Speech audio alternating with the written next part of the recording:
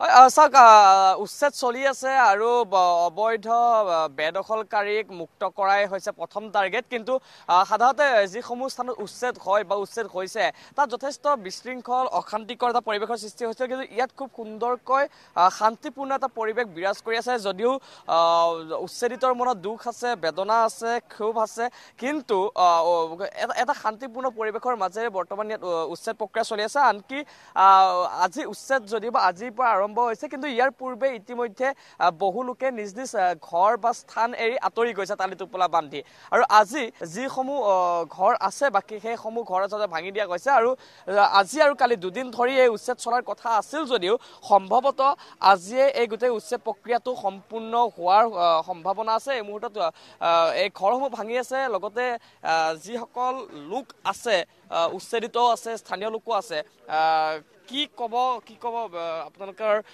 আজি বহু ঘৰ উচ্ছেদ কৰা হৈছে বেদখল কৰাৰ বাবে ঘটনাটো কেনেধৰণৰ হয় আপোনালোকক নমস্কাৰ জনাইছোঁ তাৰমানে ক'বলৈ ভাষা নাই আজি যেনেকুৱা এটা পৰিস্থিতি হৈছে আমাৰ অথচ আমি ব্ৰিটিছ আমলৰ পৰাই আমাৰ আটা ককাই যিমান আছে সব এই জাগাৰ নাগৰিক আমি সপোনতো ভাবা নাছিলোঁ এইটো দহিকাটা বনাঞ্চল বুলি আৰু আমাৰ এটা ৰেভিনিউ ভিলেজ আছে আমি জানো দক্ষিণ ফালে দশভূজা উত্তৰ ফালে আমাৰ এই ভাটিয়াপাৰা ৰেভিনিউ চাৰ্কেলৰ আণ্ডাৰত পৰে কিন্তু কেনেকৈ মেপটো কি কৰি কেনে পুৰণা মেপ নহয় নতুন নতুন মেপ বনাই কিনে আজি কয় এই ঘৰ পৰিছে কালি কয় সেই ঘৰ পৰিছে কোনোবা এটা ভাঙিছে কোনোবা এটা ভাঙা নাই এনেকুৱা কৰি মানে ভেকু ভাওনা ধৰা হৈছে আচলতে আমাৰ দুৰ্ভাগ্য যে আমি মুছলিম মানুহকেইটা মুছলিম বুলি কেনে এই কাণ্ডটো তেওঁলোকে কৰিছে বুলি আমাৰ অনুভৱ হয় আৰু কি আৰু প্ৰশাসনৰ পৰা এতিয়ালৈকে আমি কোনো সঁহাৰি পোৱা নাই আমাৰ মানুহবিলাক গছৰ তলত আছে ৰাতি কেনেকৈ আছে বাচ্চাগিলা পঢ়িব পৰা নাই অহা দিনত আমাৰ মেট্ৰিক পৰীক্ষা আছে মানে কেনেকৈ পৰিৱেশটো এনেকৈ ডবাই দিছে আমাৰ মানুহগিলা দৰকাৰ পৰিলে প্ৰশাসনে আমাক মাৰি থৈ যাওক আমি ইয়াৰ পৰা ক'ত যাম আমাৰ ঘৰ বাৰী নাই আৰু আমি ক'তো যাব পৰা আমাৰ ব্যৱস্থা নাই কিমান বছৰ পাছ আমি আমাৰ আটা ককাৰ পৰা একদম পুৰা 70-80 মান হ'লে এনেকুৱা বেছি হৈছে আমাৰ পুৰাণা মানুহ আমি আমাৰ পাট্টা আছে আমাৰ কাগজ আছে মই কাগজটো ঠিক মোবাইলত আছে মই দেখাব পাৰিম প্ৰায় আপোনাৰ 61-62ৰ পাট্টা আছে কিন্তু সেইমতে চৰকাৰে আমাক নোটিছ প্ৰদান কৰিছে তথাপিও আমি সেইমতে চলিছোঁ যে নাভাঙে আৰু আমাৰ ডিচি ছাৰেও কৈছে যে নাভাঙে আমাৰ হাইকোৰ্টো কৰা হৈছে কিন্তু সেইমতে আমাৰ কোনো কি নাই সঁহাৰিও নাই আমাক অকল ভাবিছে যে এই ইছলাম ধৰ্ম আৰু মুছলমান জাতিটোক আমি শেষ কৰিব লাগে এইখিনিয়ে অনলি ইয়াত চাওক মছজিদটো ভাঙি আছে আমাৰ বহুত ষ্টুডেণ্ট আছে হাই ছেকেণ্ডাৰী মেট্ৰিকৰ ষ্টুডেণ্ট বহুত আছে এওঁলোকৰ কি হ'ব এওঁলোকৰ উন্নতি হ'ব পাৰিব জানো কেতিয়াও নোৱাৰে ভাঙিছে পাট্টাও আছে কিছুমান এইপিনে এটা পাট্টা নাই কি এইবোৰ কি দশভূজা দেৱস্থান পৰি গ'ল এইবোৰ পৰি গ'ল এইটো এটা কাগজ আছে 62 চনৰ কাগজ চাব পাৰে মই মোবাইলৰ পঢ়াটো ভালকৈ অহা নাই 62 চনৰ কাগজ তাৰপিছত আপোনাৰ ইয়াতে বহুত মাটি আছে আৰু আমাৰ পাট্টা মাটি আছে গোটেই আছে তথাপি মানে আমি এটা আশাত আছিলোঁ যে আমাৰ এইখিনি জাগা কিছু নহয় যাৰ কাৰণে আমি বহুতবাৰ মানে ডিচি মহোদয়ক লগ ধৰিছোঁ বা ডিআৰঅ'কো লগ ধৰিছোঁ তেওঁলোকে মানে আমাক খুলি নকয় যে আমি ভাঙিবে বা নাভাঙি এনেকুৱা ধৰণৰ পৰিস্থিতি সেইকাৰণে আমাৰ ঘৰবিলাক এনেকৈ আছিল আজি বুলডোজাৰে ভাঙি দিল তাৰমানে এইটো যোনটা আমাৰ ভাটিপাৰা ৰিভনিউ ভিলেজ হয় এইটো দহিকটাৰ ভিতৰত পেলাই তাৰমানে দহিকটা বনাঞ্চলৰ ভিতৰত পেলাই আৰু কি আমাৰ উচ্ছেদটা চলাল এইটো গোটেইখিনি ষড়যন্ত্ৰ হৈছে এইটো চাব লাগে আৰু কি নতুনকৈ বনাঞ্চলত পেলাইছে নেকি আগতে ভাটিপাৰা আপোনালোকে কাগজ পাতি ভেৰিফাই কৰক ইয়াত ভাটিপাৰা ৰিভনিউ ভিলেজ হয় ভাটিপাৰা ৰিভনিউ ভিলেজ 200টাৰ ভিতৰত পেলোৱা হৈছে পেলাই আনা আৰু ভাঙি দিল এইটো কথা কোৱা হৈছে যে ইয়াত বহুত নতুন নতুন মানুহে কিন্তু আহি কিনে আহিছে নদী ভাঙা কিছুবিলাক মানুহ আছিল এইপিনে আহি বহিছিল কিন্তু এইখিনি পুৰণা মানুহ এইখিনি হ'ল পুৰণা মানুহ এইটো ভাটিপাৰা ৰিভনিউ ভিলেজ হয় যোনখিনি ৰাস্তাৰ উত্তৰ ফালে তাৰমানে ৰিভনিউ ভিলেজ হয় এইখিনি নদী ভাঙা মানুহ কিছুবিলাক আহিছিল আৰু কি ইয়াতে নদী ভাঙা মানুহ আছে আমাৰ গোৱালপাৰা ডিষ্ট্ৰিক্টৰ লোকেল মানুহ আছে ইয়াৰে ভোটাৰ ইয়াতে বহুত গোৱালপাৰা ডিষ্ট্ৰিক্টৰ মানুহ আছে মোটামুটি আপোনাৰ 50% মানুহ গোৱালপাৰাৰে আছে আৰু কিছু 50% মানে বাহিৰৰ মানুহ মানে কি গোৱালপাৰা মানে বেলেগ বেলেগ জেগাত আছে কি জানি ইয়াতে মানে এনেই অহা নাই মানুহগিলা এনেই অহা নাই ইয়াতে মানে কিবা মানে কষ্টতে আহিছে ইয়াতে, নদী ভাঙছে সেইকাৰণেহে আহিছে ইয়াতে। ইয়াতেতো এনে আহি বহা নাই। যিহেতু চৰকাৰে যদি আমাক ব্যৱস্থা কোনো কৰি নিদিয়ে তেনেহ'লে মানুহবিলাক যাব ক'ত? ইয়াতে মানুহবিলাক যাৱাৰতো ৰাস্তা নাই। এতিয়া যে আমাৰ ঘৰ বাৰীবিলাক ভাঙি আছে, আমি যাম কৈ ইয়াতে? এতিয়াতো যাব লগা কোনো ৰাস্তা নাই, আমাৰ ৰাস্তা আছে জানো? নাই। তে এতিয়া হ'লে আমি ক'ত যাম? তে ইয়াতে শিবিৰ কৰি আমি থাকিম, আমি ক'তো নাযাওঁ ইয়াৰ পৰা। তে এই সীমান্ত চৰকাৰক মই এটা কথা ক'ব বিচাৰিছোঁ যে এইবিলাক উচ্ছেদ কাৰ্য এবাৰ ভণ্ডামি, ভণ্ডামি এগিলা কোনো নীতিমত নহয়, এগিলা কোনো আইনগত নহয়। আইনগত হ'ব লগা হ'লে মানুহক সংস্থাপন দিয়ে না ইয়াতে উচ্ছেদ চলাব লাগিছিল, কিন্তু সংস্থাপন দিয়া নাই আমাক। সংস্থাপন যদি দিয়া নাই তেনেহ'লে কিয় উচ্ছেদ চলাই আছে মানুহক? ইয়াতে মানুহগিলা লোকেল মানুহ আছে, লোকেল মানুহগিলা যাব ক'ত ইয়াতে? এতিয়া ঘৰ বাৰী চাৰা হৈ গ'ল, আমাৰ খাওয়া দাওয়া বন্ধ হৈ গৈছে দুদিনৰ পৰা। আজি ক'তো নাই, পানী নাই, কল নাই, মছজিদ ঘৰটো আছিল, মছজিদ ঘৰটো ভাঙি দিল। এতিয়া যাম ক'ত আমি? হা, এতিয়া কেম্বাজাৰতো নটিচ দিছে। এতিয়া আমাৰ ইয়াতে কবৰস্থানো আছে, মছজিদো আছে। এতিয়া মানুহবিলাক সব নদীৰ কাষত আছে, আপোনালোকে যাই চাব পাৰে। তাতে কেম্প কৰি কি অৱস্থাত আছে আপোনালোকে? এতিয়া চৰকাৰক এটাই আহ্বান জনাইছো মই, যাতে ইয়াতে যিবিলাক মানুহ আছে হাৰাশাস্তি কৰি আছে মানুহবিলাকক, পাব্লিকক, এই মানুহবিলাকক পুনৰ সংস্থাপন দিয়াৰ কাৰণে আহ্বান জনাইছো মই হিমন্ত বিশ্ব শৰ্মাক। ইয়াতে মোটামুটি আপোনাৰ নটিচ প্ৰদান কৰা হৈছে 580 ঘৰ না, 580 ঘৰ মানুহক নটিচ প্ৰদান কৰা হৈছে। এইখিনিয়ে উচ্ছেদ কাৰ্য চলাইছে কি? এতিয়া প্ৰশাসনৰ মানুহ আহে আমাক ৰাস্তাতে থিয় হ'ব নেদে। ইয়াতে পুৰা হুলস্থুল কৰি আছে, যা তুহুন ক'ত যাবি যা। আমি ক'ত যাম? ইয়াতে আমি ইয়াৰে মানুহ, ইয়াতে থাকিম। আমি দৰকাৰ পৰিলে আমি ক'তো নাযাম। আমি গুলিয়াই মাৰক লাগিলে, ইয়াতে মাৰি থৈ যাওক, আমি ক'তো নাযাওঁ। আমি এইটো উচ্ছেদ আমি গৰিহণা দিছো। ৰাতিপুৱা হিমন্ত বিশ্ব মুৰ্দাবাদ, হিমন্ত বিশ্ব মুৰ্দাবাদ। এই হিমন্ত বিশ্ব এই ইলেকশ্যনত হাৰাবই লাগিব। হিমন্ত বিশ্ব মুৰ্দাবাদ।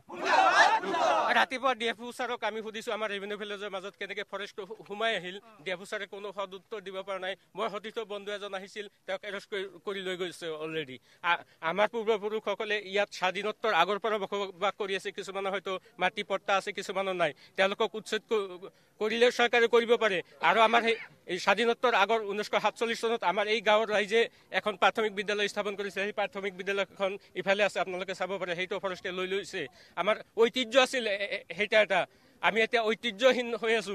আৰু আমাক পুনৰ বাসস্থানৰ ব্যৱস্থা নকৰাকৈ ৰেভিনিউ ভিলেজৰ মাজত কেনেকে ফৰেষ্টৰ মাটি সোমাই আহিল এইটো আমি নাজানো। আমাৰ ককা আজোককাসকলে এইখন গাঁৱতে বসবাস কৰিছে, ইয়াতে মৰিছে, ইয়াতে কবৰ দিয়া হৈছে। আমিও জন্ম লৈছো, মোৰো বয়স 45 বছৰ হৈ গৈছে। আজিলৈকে শুনা নাপালো ইয়াত দহিকটা বনাঞ্চল আছে।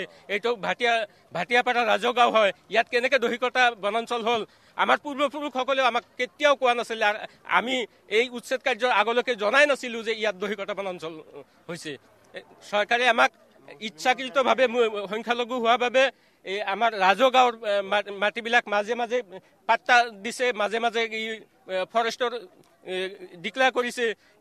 এটা ফৰেষ্টৰ মাজত কেনেকে পাট্টা থাকিব পাৰে, কেনেকৈ ফৰেষ্ট থাকিব পাৰে, আমি সেইটো একোৱে বুজা নাই। সেই কথা যেতিয়া ৰাতিপুৱা আমি ডিএফও ছাৰক কৈছো, তেওঁ আমাক কোনো সদুত্তৰ দিব নোৱাৰি মোৰ সতীৰ্থ বন্ধু আব্দুল হাইক এৰেষ্ট কৰি লৈ গৈছে ৰাতিপুৱা। এতিয়া আমাৰ ইয়াতে কোনো মানুহ আহিলে, এতিয়া মানে কোনো প্ৰতিনিধি মানুহ আহিলে ইয়াতে এৰেষ্ট কৰি পুলিচে লৈ যায়। আমাক ইমান হাৰাশাস্তি কৰি আছে চৰকাৰে। তে এতিয়া মানে দোষীকাটা বনাঞ্চল কেনেকৈ হ'ব পাৰে? ইয়াতে আমাৰ এইফালে 10 বজা দেৱস্থান মানে গাঁৱৰ নাম, এইটো হ'ল আপোনাৰ ভাটিয়াপাৰা বুলি চাৰ্কেল, মানে কি ৰেভিনিউ ভিলেজ। তেতিয়াহ'লে যদি দোষীকাটা বনাঞ্চল হ'ব ইয়াতে, তেতিয়াহ'লে মানে আপোনাৰ 10 বজা দেৱস্থানত কেনেকৈ পাট্টা মাটি থাকিব পাৰে ইয়াতে? হা, দোষীকাটা ইয়াৰ পৰা কমসে কম 2-3 কিলোমিটাৰ। সরকারের তাত আমার এটাই মানে আহ্বান, যদি আমার এইটো জায়গা যদি আমার মানে ফরেস্টরে হয়, দহিকটা বনাঞ্চলে হয়, আজি আমি ইয়াতে 50-60 বছর হল বসত কৰি আছো। এইটো গাঁৱতে 25 বছৰ হল বসত কৰি আছো। ইমান দিন কিয় নলল? যদি দোষীকতা হৈছে ইমান দিন কিয় লোৱা নাই? এতিয়া যাওক ভাটিয়াপাৰা যিটো ৰেভিনিউ ভিলেজ হয়, কেম্প বাজাৰ বুলি কয়, সেইটো জায়গাত মোটামুটি ধৰক 50 ঘৰমান মানুহ আছে। তাতে 40 ঘৰে হল এছামিজ, মানে এছামিজ কাষ্টৰ, আৰু 10 হল মোটামুটি ধৰক আমাৰ মুছলিম কাষ্টৰ। তাতে সেই 10টা ঘৰত মানে বাছি বাছি নোটিচ দিছে। এইটো আৰু কেনেকুৱা ৰাজনীতি হয়? এইটোতো কোনো চৰকাৰৰ নহয় না, নীতি নহয় না।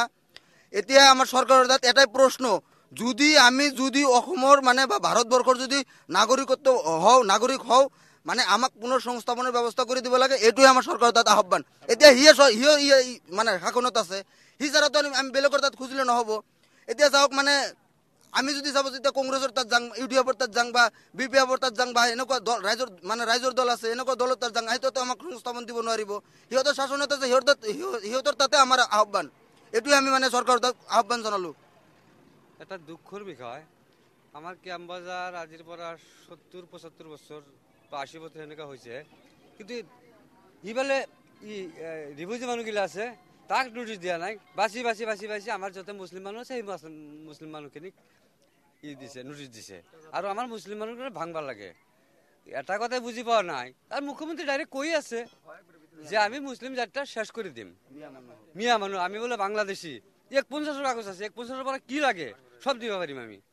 আমি বলে বাংলাদেশি বা অচেনাকি মানুষ, এতে অচেনাকি মানুষ হয়েছে। এটা কথা চিন্তা করবো, এক আল্লাহ ছাড়া কোনো মানুহৰ জীৱনত বাঁচি নাথাকে। আল্লাহ যে সৃষ্টি করছে সিয়ে মারবা পারে, সি কেনেকৈ মারব? যদি আল্লাহ আমাকে রাখে সি মারবা নরে। হ্যাঁ, আমার কথা হল এটাই যে আমার মুসলিম মানুষ এনেকুৱা হিংসা কৰি আছে, সি চিরদিন বাঁচি নাথাকে, সিও মরবা লাগবো, আমিও মরবা লাগবো, সব মরবা লাগবো। আমার কথা এটা, আমি যদি মানুহ, আমি যদি আসামের নাগরিক হয়েছো, আমাক বেলেগ ঠাই দিয়ক, আমাক বাঁচার কাৰণে এটা সুবিধা দিয়ক, এইখিনি কথা মোৰ। হয়, তাৰমানে আমি এটা কথা ক'ব বিচাৰিছোঁ যে ইয়াৰে যিগিলা মানুহ আছে, তে আমাৰ কথা হ'ল মানে বৰপেটাৰ পৰা অহা নাই বা গোৱালপাৰাৰ পৰা অহা নাই। যদি প্ৰকৃত ভাৰতীয় নাগৰিক হয় তেতিয়াহ'লে ইয়াতে সংস্থাপনৰ ব্যৱস্থা অতি সোনকালে কৰক। মুখ্যমন্ত্ৰীক মই এটাই আহ্বান জনাইছোঁ, যাতে এই মানুহগিলা কষ্টত নাথাকে। আপনি এটা ব্যৱস্থা কৰক যাতে মানে পুনৰ সংস্থাপন কৰি দিব পাৰে। আৰু যদি মানে অবৈধ বা এই যে অবৈধ মিয়া বুলি কৈ আছে হিমন্ত বিশ্ব শৰ্মা বা বাংলাদেশী বুলি কৈ আছে, যদি বাংলাদেশী হয় তেতিয়াহ'লে ওলাই দিয়ক, এটা ওলাই দিয়ক আপুনি যে ক'ত বাংলাদেশী আছে। যদি বাংলাদেশী নাই তেতিয়াহ'লে মানুহক কেনেকৈ হাৰাশাস্তি কৰি আছে, এনেকৈ মানুহক কিয় হাৰাশাস্তি কৰি আছে? হাৰাশাস্তি কৰিব নাপায়। আপুনি এটা কাম মানে সংস্থাপনৰ ব্যৱস্থা কৰক অতি সোনকালে, এইটো মোৰ আপোনাৰ ওচৰত আহ্বান। আৰ কি 66 চনৰ কাগজ আছে আমাৰ এগুলা মাটিৰ। আমাৰ দক্ষিণেৰ, আমি যত উত্তৰ ফালে দক্ষিণ ফালে আমাৰ হাতত আছে 66 চনৰ কাগজ। এগুলাও নামানা হয়েছে। কিয় নামানা হয়েছে? একমাত্ৰ মুসলমান হওয়াৰ কাৰণে নামানা হয়েছে, আৰ বাকি কোনো কাৰণ নেই। 66 চনৰ কাগজ আমার হাতত, মাটির খাজনা দিয়া রসিদ পত্র সব প্রমাণপত্র আছে, তথাপি সেগুলা মানি নলয় ইয়াতে সরকারে। আমার আর কবা লাগা কিছু নাই।